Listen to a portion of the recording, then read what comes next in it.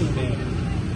Kaya ang electric power shock bill na ating tirano, dapat itigil na ang profiteering ng Meralco at ng mga power companies at higit sa lahat, alisin ang mga dagdag ay malinaw po na pahirap sa taong bayan.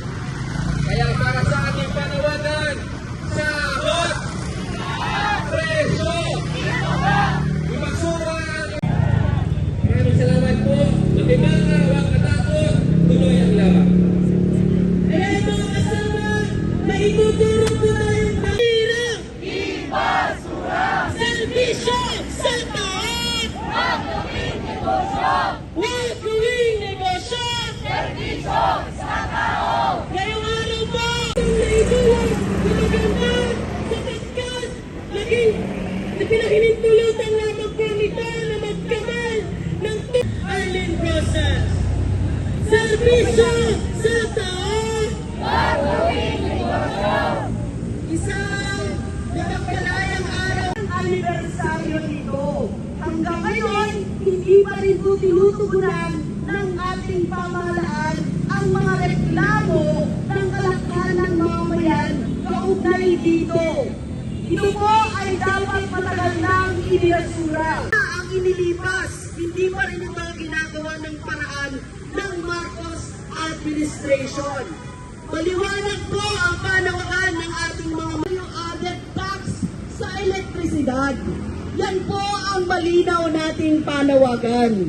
Kailangan pong maunawaan ng lahat na mayayaman kaya pa nila. Yung mga mahihirap, wala na yan. Wala nang ipambabayad. Napakahirap ng kalagayan.